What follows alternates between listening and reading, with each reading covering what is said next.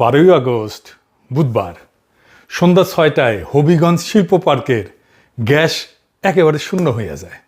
Shift চলতেছিল, কাজ চলতেছিল, বয়লার চলতেছিল, তারপর কিছু নাই। পরদিন সকালে জেলার 171টা কারখানার গেট আর খোলে নাই, বন্ধ হয়ে গেছে। 1.5 থেকে 2 লাখ মানুষ কাজ ছাড়া, শ্রমিক, অপারেটর, হেল্পার, সুপারভাইজার, লাইনম্যান, যাদের বেতনটা দিন ধরে চলে ডেইলি কাজে, ডেইলি কাজ ডেইলি বেতন, তারা সকালে উঠে দেখে কাজ নাই, কারণ গ্যাস নেই। শুধু হবিগঞ্জ না, নরসিংদী আর মাধবদীতে টেক্সটাইল আর ডাইং আর প্রিন্টিং আর কারখানার 80% কারখানার কাজ বন্ধ হয়ে গেছে। ব্যবসায়ীরা কইতেছেন প্রত্যেক দিন 400 থেকে 500 কোটি টাকার ক্ষতি হইতেছে। বিএসআরএম দেশের সবচেয়ে পুরানো ইস্পাত প্রতিষ্ঠান, তাদের 10টা প্রধান কারখানার সবগুলা বন্ধ করে দিছে। তার মানে শুধু রপ্তানি না, দেশের ভিতরে নির্মাণ কাজও থামতেছে। গাজীপুরে 3,500 কারখানার মধ্যে প্রায় 550 উৎপাদন থেমে গেছে, আর যেগুলো কোনো মতে চলতেছে সেগুলোর উৎপাদন অর্ধেকের চাইতেও কমে নামে গেছে। নারায়ণগঞ্জে 450 ডাইং কারখানা বিপাকে আছে। সাভার আশুলিয়া গ্যাসের চাপ এত কম যে বয়লার, ডাইং, ওয়াশিং আর ফিনিশিং বিভাগ চালানোই যাইতেছে না। আর চলতি মাসে ওই অঞ্চলে কয়েক হাজার শ্রমিক ছাঁটাই হয়েছে। আর শহরের রান্নাঘরের চুলার কথা কি বলবো, আপনারা তো জানেন, এটা জ্বলে না। সিএনজি স্টেশনের সামনে গাড়ির লাইন রাস্তা পর্যন্ত নামছে। এটা কোনো প্রাকৃতিক দুর্যোগ না, কিন্তু ক্ষতিটা কারখানার গেটে থামে নাই। 22 আগস্ট শনিবার বিকালে নারায়ণগঞ্জের বিকেএম এর কার্যালয়ে ব্যবসায়ীরা বসছিলেন। বৈঠক শেষে বিকেএম এর সভাপতি মোহাম্মদ হাতেম সাংবাদিকদের বললেন, সারা বাংলাদেশে 300-র বেশি গার্মেন্ট প্রতিষ্ঠান বন্ধ হয়ে গেছে। রপ্তানি ক্ষতিগ্রস্ত হয়েছে 40 থেকে 50%। আর রপ্তানি আদেশ চলে যাইতেছে কোন দেশে? আমাদের বন্ধু দেশে। কারখানা বন্ধ হইলে আবার চালু করা যায়, কিন্তু ক্রেতা একবার চলে গেলে সে ফিরে আসে না। ওনারাই বলতেছেন ইউরোপের একজন বড় ক্রেতা অর্ডার বাতিল করে পাশের দেশে নিয়ে যেতে চাইতেছে। কিছু রপ্তানি আদেশ ইতিমধ্যেই চলে গেছে, সামনের দিনে ওয়ার্ক অর্ডার ধরে রেখে যাবে কিনা সেটা নিয়েও তারা শঙ্কিত। ওনার ভাষায় দেয়ালে নাকি পিঠ থেকে গেছে। আর তিনি কয়েকটা কথা বলছেন। জ্বালানি মন্ত্রণালয়ের পক্ষ থেকে আশ্বাস দেওয়া হয়েছিল 10 আগস্টের পর থেকে পরিস্থিতি স্বাভাবিক হয়ে যাবে। 2 দিন কিছু গ্যাস পাওয়াও গেছে, তারপর পরিস্থিতি আরো খারাপ হয়েছে। আর এই সংকট থেকে বাইরে হওয়ার পথ নিয়ে তারা সরকারের কাছ থেকে সুনির্দিষ্ট কোনো ব্যাখ্যাই পাইতেছেন না। বাণিজ্য মন্ত্রী কইছে 2 বছর লাগবে বিদ্যুৎ সমস্যার সমাধান হইতে। রিজভী ভাই কইছে এটা ইরান যুদ্ধের কারণে হয়েছে, আর কষা জায়েদ কইছে এটা হাসিনার কারণে হয়েছে। গ্যাস এবং জ্বালানির যে সংকট, সেটার জন্য সরকারকে দায়ী করার কোনো কারণই নেই। একদম চোখ বন্ধ করে শেখ হাসিনা সরকারকে এটা দায় দিয়ে দেওয়া যায়। একদম চোখ বন্ধ করে শেখ হাসিনা সরকারকে এটা দায় দিয়ে দেওয়া যায়। কেউ বলতেই পারেন এটা কমন প্রবণতা, কোন একটা সরকার তার আগের সরকারকে সবসময় ব্লেম করে বাঁচার চেষ্টা করে। হ্যাঁ, এই প্রবণতা আছে, আমি বলি না যে এই প্রবণতা কখনোই ছিল। আর জ্বালানি মন্ত্রী কইছে কিচ্ছু করার নাই, বসে থেকে দেখতে হবে, এভাবে মাইনে নিতে হবে। কারণ আসেনি, আমি না, আমার এত এনার্জি নাই, আমার ঘোড়ায় আসবে। শুনেছেন ঘোড়া রাশি? তো ব্যবসায়ীরা সরকারের সাথে বৈঠকে বসছিলেন। কি দাবি করছে জানেন? অবিশ্বাস্য দাবি। জুন আর জুলাই মাসের গ্যাস এবং বিদ্যুৎ বিল আগামী 12 মাসে কিস্তিতে পরিশোধের সুযোগ চেয়েছেন। আর বলছেন ওই সময় যদি বিল দিতে না পারি তাহলে সংযোগটা কাইটেন না। এই সংকটের মধ্যে কারখানা কিভাবে চলবে সরকারকে তার সুনির্দিষ্ট ব্যাখ্যা দিতে হবে। প্রত্যেক সপ্তাহে অন্তত একবার করে সরকারকে ব্রিফিং করতে হবে, এটা দাবি। গণপরিবহনে সিএনজি সরবরাহ বন্ধ করতে হবে, অবৈধ গ্যাস সংযোগ বিচ্ছিন্ন করতে হবে। আর সরকার এবং বাংলাদেশ ব্যাংকে ব্যবসায়ীরা অনুরোধ করছে যে এই পরিস্থিতিতে ব্যবসায়ীদের ঋণের কিস্তি আদায় থেকে বিরত যেন থাকে। দাবিটা খেয়াল করছেন? শেষের দাবিটা ঋণের কিস্তি। মানে গ্যাস সংকট শুধু আর জ্বালানি খাতের সমস্যা নাই, এটা এখন ব্যাংকে ঢুকতেছে। কারখানা বন্ধ তাই আয় নাই, আয় নাই তাই কিস্তি নাই, কিস্তি নাই তাই খেলাপি ঋণ বাড়বে। দেখেছেন কই যাচ্ছে? আর সবচেয়ে করুণ দাবিটা কি জানেন? প্রত্যেক সপ্তাহে একবার আমাদের ব্রিফিং করেন। দেশের রপ্তানি আর সবচেয়ে বড় খাতের নেতারা সরকারের কাছে টাকা চান নাই, ভর্তুকি চান নাই, তারা চাইছেন সপ্তাহে একবার যেন তাদেরকে বলা হয় আসলে হইতেছেটা কি। এটাও বলতে পারে নাই। শুধু কি বড় ব্যবসায়ী, মাছের খামারে বিদ্যুৎ না থাকায় 15 কোটির মাছ মারা গেছে, এরকম যে কত ব্যবসায়ী পথে বসে গেছে আল্লাহ মালুম। কিন্তু আসলে কি ঘটছিল এইটা কি আমরা জানি? আসেন আমরা পুরো ঘটনা না জানলে বাকিটা বোঝা যাবে না। আসেন আল্লাহর নামে শুরু করি। এইটা নিয়ে আমার পুরো 2টা ছুটির দিন স্টাডি করা লাগিছে। সরকারে আছে বিএনপি, আর আমার নিজের ছুটি বিশ্রাম সব জলাঞ্জলি দিয়া খোঁজা লাগে আসলে কি হয়েছে। ইয়া খোদা, দরবেশ বানায় দাও। মন্ত্রিত্ব করবে, উপদেষ্টাকারী করবে, কিছু ভালচুন, আর আমার খোঁজা লিখবে সমস্যাটা কি হয়েছে।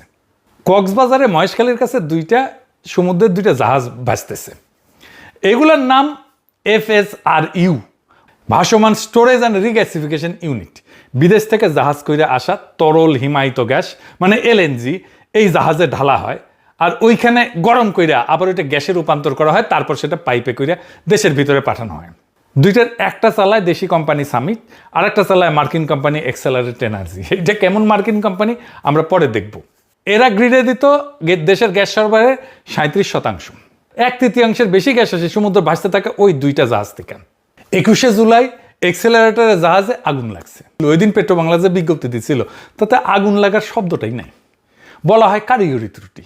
আর জানানো হয় প্রায় 45 কোটি ঘনফুট গ্যাস এটার সরবরাহ কমছে। আগুনের কথা দেশের মানুষ জানে আরো পরে। কেন? বয়লারে আগুন লাগলে সেটা কারিগরি ত্রুটি বলে চালাই দেওয়ার দরকারটা কি? এটা মনে রাখেন প্রশ্নটা। 2 দিন পরে 23 জুলাই এলএনজি থেকে জাতীয় গ্রিডে গ্যাস দেওয়া কমে যায় 566 মিলিয়ন ঘনফুট। স্বাভাবিক সরবরাহ 2700 থেকে 2800, সেখানে সরবরাহ নেমে দাঁড়ায় 2265 মিলিয়ন ঘনফুটে। 25 জুলাই পেট্রো বাংলা বিবৃতি দেয়। সে বিবৃতিতে বলা হয় যে আগুন আর কারিগরি ত্রুটির কারণ জানা যায় নাই। দেশি প্রকৌশলীরা জাহাজটা পরীক্ষা করছেন কিন্তু ত্রুটির কারণ শনাক্ত করতে পারেন নাই, সমাধানও করতে পারেন নাই। এক্সেলারেটকে বিদেশ থেকে বিশেষজ্ঞ আনতে হইতেছে। আর তিনি এটাও কইছেন যে ওই এফএসআরইউতে এর আগে কখনো এই ধরনের ত্রুটি দেখা যায় নাই, কখনোই হয় নাই, এবার হইল। আর কারণ কেউ বের করতে পারতেছে না। তাহলে কি নাশকতা হয়েছে? প্রথম দিন কেন ঘটনাকে আগুন বলাই হয় নাই? আগুনের কারণ নিয়ে কোনো তদন্ত প্রতিবেদন আজ পর্যন্ত জনসমক্ষে আসে নাই। যে যন্ত্রে কোনোদিন এমন একটা ত্রুটি হয় নাই, দেশের সবচেয়ে সংকটজনক মুহূর্তে সেই যন্ত্রের ত্রুটি হইল, আর দেশের প্রকৌশলীরা কারণটাই ধরতে পারলেন না। সন্দেহ করার জন্য এইটুকুই যথেষ্ট। আগুন কেন লাগছিল সেই প্রশ্নের উত্তর দেশের মানুষকে দেওয়া হয় না, দিতে হবে এটা। আর যে রাষ্ট্র 1 মাসে ওই উত্তরটা দিতে পারে না তার ঘাড়ে সন্দেহের তো ভার চাপবেই। এই ভারটা জনগণ চাপায় নাই, রাষ্ট্র নিজেই ডেকে আনছে। এরপর শুরু হয় মেরামত। আর মেরামতের গল্পটাও খুব অদ্ভুত। কেমন? আসেন দেখি। 2 সপ্তাহ পার হয়, 4 আগস্ট আসে, মেরামত আর শেষ হয় না। চালুর সম্ভাব্য তারিখ কয়েক দফা পিছাইতে থাকে। দৈনিক ঘাটতি 450 মিলিয়ন ঘনফুটের উপরে ঝুলে থাকে। মনে আছে জ্বালানি মন্ত্রণালয় ব্যবসায়ীদের কি বলছিল? 10 আগস্টের পর সব স্বাভাবিক হয়ে যাবে। 14 আগস্ট বিকাল 4টায় আবার কারিগরি ত্রুটিতে সরবরাহ বন্ধ হয়ে যায়। যাব বাবা, রাত 9:30 পর্যন্ত স্বাভাবিক হয় না। তারপর 15 আগস্ট মেরামত শেষ হয়। এইখানে গল্পটা শেষ হওয়ার কথা ছিল। যন্ত্র নষ্ট হয়েছিল, যন্ত্র সারানো হয়েছে, এখন গ্যাস আসবে, চুলা জ্বলবে, কারখানা চলবে, হবিগঞ্জের মানুষগুলো কাজে ফিরবে, হয় নাই। 17 আগস্ট একটা এলএনজি কার্গো আসার কথা ছিল, আসে নাই। ফলে টার্মিনাল থেকে 3 দিন ধরে সরবরাহ কমাইতে 19 আগস্ট বিকালে পুরাপুরি বন্ধ করে দিতে হয়। কেন? এইবার যান্ত্রিক ত্রুটি না, এইবার আগুন না, এইবার জাহাজের ভিতরে চলার মতো গ্যাসই ছিল না, মজুদ শূন্য। 22 আগস্ট দুপুর 2টায় একটা কার্গো ভিড়ে রিগ্যাসিফিকেশন শুরু হয় প্রাথমিকভাবে মাত্র 100 মিলিয়ন ঘনফুট। ওই দিন 2 টার্মিনাল মিলিয়ে মোট এলএনজি 670 মিলিয়ন ঘনফুট। জাতীয় গ্রিডে গ্যাস পায় 2300 মিলিয়ন ঘনফুট, চাহিদা 3800 মিলিয়ন ঘনফুট। আগুন লাগছে 21 জুলাই, মেরামত শেষ 15 আগস্ট, কিন্তু দেশ অচল থাকছে 19 থেকে 22 আগস্ট। মেরামত শেষ হওয়ার 4 দিন পরেও সেই অচলতার সাথে আগুনের কোনো সম্পর্ক নাই। দুইটা আলাদা ব্যর্থতা। একটা কারিগরি ত্রুটি যার কারণ কেউ জানে না, কারিগরি না, এটা নাশকতা। আর একটা প্রশাসনিক যার কারণ সবাই জানে কিন্তু কেউ কিছু বলে না। তাহলে কার্গোটা আসলো না কেন? বাংলাদেশে সাধারণত মাসে 10টা এলএনজি কার্গো আনে। টার্মিনালের সমস্যার কারণে অগাস্টে ঠিক করা হয়েছিল 9টা আনবে, এবং এটার জন্য 3টা দরপত্র ছাড়া হয়েছিল। একটা দীর্ঘমেয়াদী চুক্তিতে, একটা স্বল্পমেয়াদী চুক্তিতে, আর 4টা সরাসরি ক্রয় পদ্ধতিতে। ইংরেজিতে বলে direct purchase method, DPM, direct purchase method. বাংলায় সোজা কথা টেন্ডার ছাড়া। ওই 4টার একটাও আসে নাই। কারণ কি? কারণ হংকং ভিত্তিক এক সরবরাহকারী এমন জাহাজ প্রস্তাব করছে যেটাতে আনবে, যেটা যুক্তরাজ্যের নিষেধাজ্ঞার তালিকায়, ফলে নেওয়া যায় না। আসছে কিসে? আল হামরা নামে একটা জাহাজে। সেটার আবার কাহিনী আছে। এটা মস্ত টাইপের জাহাজ, মানে ওইটা তরল গ্যাস রাখা হয় ডেকের উপরে উঁচু হইয়া থাকা কয়েকটা বিশাল গোলকে, দেখছেন না? এরকম এই বাক্সের মতো ট্যাঙ্কে না। 2 ধরনের জাহাজে আসে, একটা বাক্সের মতো ট্যাঙ্কে, আর একটা গোল হয়ে থাকে উপরে। এই ধরনের জাহাজ একই ধারণ ক্ষমতায় সাধারণ জাহাজের চেয়ে লম্বা হয়, ভারী হয়, আর মাপজোক আলাদা। ফলে ওই যে জাহাজের গায়ে এসে ভিড়বে যেখানে গ্যাস নামাবে, সেটা স্থানান্তর করার আলাদা এটা হিসাবের ব্যাপার। আল হামরা নামের এই ভেসেলটা গভীর সমুদ্র পর্যন্ত আইসাও ডকিং আর পণ্য স্থানান্তরের ঝুঁকির কারণে এটা লাগবে, যে এটা বার্থিং বলে, এই বার্থিং এর অনুমতি পাইতে দেরি করছে। এইটা যে আইসা লাগতে পারবে না ঠিক মতো, এই হিসাবটা কার করার কথা ছিল? যে চুক্তি পড়ছিল তার। এটা কি কোনো দৈব ঘটনা? কোন জাহাজ নিষেধাজ্ঞার তালিকায় আছে সেটা চুক্তির আগে তো জানার কথা। আর এই মস টাইপের এই উঁচু আলাদ ভেসেল, অন্য ধরনের ভেসেল, এটা বাংলাদেশ টার্মিনালে ভিড়তে পারবে কি পারবে না সেটা তো আগেই জানার কথা, তাই না? যাকে বিনা টেন্ডারে গ্যাস আনার দায়িত্ব দেওয়া হইলো তার নিজের নৌবহর আছে কি নাই, সক্ষমতা আছে কি নাই, সেটা যাচাই করার নামই তো প্রকিউরমেন্ট। জ্বালানি খাতের কর্মকর্তারা নিজেরাই স্বীকার করছেন যে সরবরাহকারী যাচাই বাছাই গাফিলতি হয়েছে। তো এদেরকে বিনা টেন্ডারে সরাসরি চুক্তি দেওয়া হয়েছে কেন? টাকাটা তো কারো পকেটে গেছে না ওই চুক্তিটা দেওয়ার জন্য? কার পকেটে গেছে টাকাটা? এটাই আসল জায়গা। ডিপিএম এর 4 টাকার অনিশ্চিত হওয়া যাওয়ায় সরকার বাধ্য হইয়া জরুরি স্পট টেন্ডারে যায়, মানে খোলা বাজার থেকে তাৎক্ষণিক কেনাকাটা, মানে যার দাম হাঁকবে তাই দিতে হবে, কারণ হাতে সময় নাই। 5টা টেন্ডার ডাকা হয়, মাত্র 2টায় দরপত্র জমা পড়ে, আর বাকি 3টা একটাও প্রস্তাব আসেনি। যে 2টায় আসে তার একটায় দর ওঠে প্রত্যেক ইউনিট প্রায় $22। $22 শুনলে কিছু বোঝা যায় না, তাই ভাঙ্গা বলি। একটা এলএনজি জাহাজে গ্যাস থাকে 33,60,000 ইউনিট। এতে দেশে চলে 3 দিনের মতো। গত ডিসেম্বরে এই এক জাহাজ গ্যাস কেনা হয়েছিল প্রত্যেক ইউনিট $10.40 কমে। দীর্ঘমেয়াদী চুক্তিতে আরও দাম কম হয়, $9 থেকে $11 হয়। আর এই অগাস্টে সরকার এক জাহাজ গ্যাস কেনার অনুমোদন দিচ্ছে $22.35, দ্বিগুণেরও বেশি। টাকায় কত দাঁড়ায়? সরকারের নিজের কাগজে লেখা আছে ওই এক জাহাজের দাম 949 কোটি টাকা। আর ডিসেম্বরের দামে কিনলে ওই একই জাহাজের দাম হইতো প্রায় 400 কোটি টাকা, মানে এক জাহাজে বাড়তি গেল প্রায় 500 কোটি টাকা। এটা এক বছরের হিসাব না, এটা এক প্রকল্পের হিসাবও না, এটা একটা জাহাজ যে গ্যাসের দেশ চলবে মাত্র 3 দিন। যে প্রতিষ্ঠানগুলো বিনা প্রতিযোগিতায় কাজ পাইল তারা ব্যর্থ হইল, তাদের ব্যর্থতার শাস্তি তারা পাইল না। শাস্তি পেল হবিগঞ্জের শ্রমিক, শাস্তি পেল গাজীপুরের কারখানা, শাস্তি পেল ঢাকার রান্নাঘর, আর শাস্তি পেল ইউরোপের যে অর্ডারটা হারাইলো সেই গার্মেন্টস, আর সে অর্ডারের পেছনে থাকা হাজারটা গার্মেন্টস শ্রমিকের পরিবার। তার মানে এই যে ব্যর্থতাটা, এটা তো কারো না কারোর জন্য লাভজনক হয়েছে, যে বেশি দামে দ্বিগুণের বেশি দামে কিনছে, টাকাটা কার কাছে গেছে? এখন যদি কেউ বলে যে জরুরি অবস্থা তৈরি করে উচ্চ মূল্যে স্পট মার্কেটে ঢোকার রাস্তা বানানো হয়েছে, বিনা টেন্ডারে মধ্যস্বত্বভোগীকে কাজ দেওয়া হয়েছে, জরুরি অবস্থার দোহাই দিয়ে তার সক্ষমতায় যাচাই করা হয়নি, তো এটা চুরি তো না, এটা বাটপারি। এর উপরে বাংলাদেশের এলএনজির প্রধান উৎস হচ্ছে কাতার। এইতে সরকার টু সরকার, G2G বলে আর কি, এই চুক্তির আওতায় কাতার থেকে কেনা হয় এলপিজি। গত 4 মার্চ কাতার তার ক্রেতাদেরকে জানাই দিয়েছে বাংলাদেশ সহ যে এই বছরে বাংলাদেশকে যে চুক্তি অনুযায়ী 40টা কার্গো দেবে তার মধ্যে মাত্র 20টা দিতে পারবে, অর্ধেক। মানে মার্চ মাসে সরকার জানতো এই বছরে অর্ধেক আমদানি নাই হয়ে গেছে। তাহলে যে ওই যে আগুনটা লাগছে, এই ঝুঁকিটা তো ওই আগুনটা তৈরি করে নাই। তার মানে অগাস্টের সংকট আসমান থেকে পড়ে নাই, মার্চ থেকে অগাস্ট 5 মাস সময় ছিল, কিছু করে নাই কেন সরকার? এইবার আমরা আর একটু পিছনে যাই। আমরা যখন কথা বলতেছিলাম অগস্ট মাসের 4টা কার্গো নিয়ে, কিন্তু এই 4টা কার্গো তো ফুটা কলসিতে পানি ঢালার মতো। কলসিটা ফুটা হইলেও কবে, আর কলসি ফুটা হওয়ার কথা বলতেছি কেন, এটা একটু বোঝা দেখা দরকার।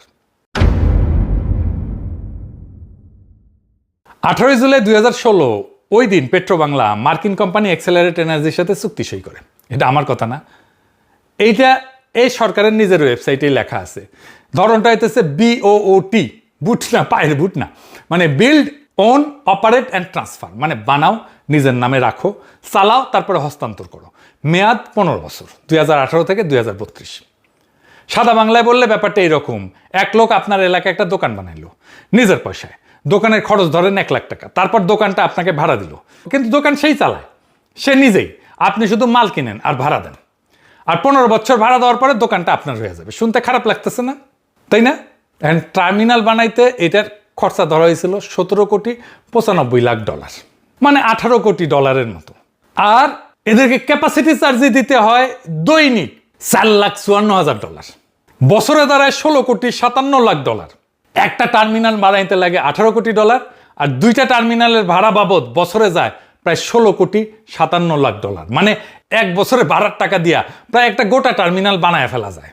আর ক্যাপাসিটি চার্জের মানেটা কি? সেটা তো এই অগাস্ট মাসে দেশের মানুষ হারে হারে টের পাইছে। ক্যাপাসিটি চার্জ মানে গ্যাস আসুক বা না আসুক ভাড়া দিতে হবে, আগুন লাগুক, মেরামত চলুক, মজুদ শূন্য হইয়া যাক, জাহাজ 4 দিন বসে থাকুক, ভাড়া দিতেই হবে। যেদিন ওই হবিগঞ্জের কারখানার গেট খুলে নেয় সেদিনও ভাড়া গেছে, দোকান বন্ধ, ভাড়া চালু। এই চুক্তি শেষ হবে 2032 সালে। ওই দিন টার্মিনালটা বাংলাদেশের হবে। তো ওদের এই জাহাজটা কত পুরানো জানেন? যখন ওটা বানানো হয়েছিল দক্ষিণ কোরিয়ায়, আর কোম্পানিটা ওটা বুঝা পায় 2005 সালে, মহেশখালীতে বসানো হয় 2018 সালে। মানে যেদিন এই দেশের গ্যাস ওই জাহাজের ভেতর দিয়ে ঢোকা শুরু করলো, ওই এক্সেলারেটরের জাহাজের ভেতর দিয়ে, সেই দিন ওইটার বয়স 13 বছর। আমরা নতুন কিছু আনি নাই, আমরা 13 বছরের পুরান একটা জাহাজ ভাড়া করিয়া তার উপরে গোটা দেশের জ্বালানি বসায় দিছি। আজ ওইটার বয়স 21 পার। আর এই ধরনের জাহাজের কার্যকর আয়ু সাধারণত 25 বছর।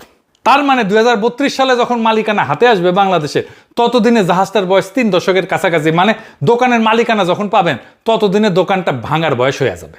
আপনি কটকটি খাবেন বেচা ওইটা। কতভাবেই না লুটপাট হয়। আপনি 15 বছর ভাড়া দিবেন একটা ভাঙা দোকানের মালিক হওয়ার জন্য। এই এক্সেলারেট এনার্জির এইখানকার হর্তাকর্তা কে জানেন? এই যে পিটার হাস, চিনেন তো, মার্কিন অ্যাম্বাসেডার ছিল। এই এক্সেলারেট এনার্জির যখন পারমিশন যখন হয়, তখন তৌফিক আলী দৌড়ঝাঁপ করছিল। যার নাম নিয়ে এটার অনুমোদনের তদবির করছিল, সে বিভিন্ন জনের কাছে গেছিল। আঙ্কেরে 5,500 বিজ্ঞানী ওই যে কুত্তে নিয়ে বসে থাকে, হ্যাঁ কুত্তাটা করলে সুন্দর আছে। সেই জন্য এক্সেলারেট এনার্জি সাগরের টার্মিনালটা নিজের পয়সায় বসাইছে $18 কোটি। আর জাহাজটা তখনই ছিল 12 বছর পুরনো। কেউ প্রশ্ন করেনি, কেন করেনি বুঝতে পারছেন? 15 বছর এক্সেলারেটর মোট বিনিয়োগ দাঁড়াবে $50 কোটি। আমাদের হাতে চুক্তির কপি নেই, কিন্তু সরকারের কাছে আছে। সজীব ওয়াজেদ জয় আর বাটপাট তস্কর শিরোমণি তৌফিক আলীর নাম ধরা আছে যে কোম্পানির সাথে। সেই কোম্পানি তো ফ্যাসি উত্তর বাংলাদেশে কাজ করতে পারার কথা না। 2016 সালে সই হওয়া সেই চুক্তির উপরে দেশের 1/3 গ্যাস দাঁড়ায় আছে। যে চুক্তির টাকা দেয় এই দেশের করদাতা, সেই চুক্তির শর্ত আজ পর্যন্ত জনসমক্ষে প্রকাশ করা হয় নাই।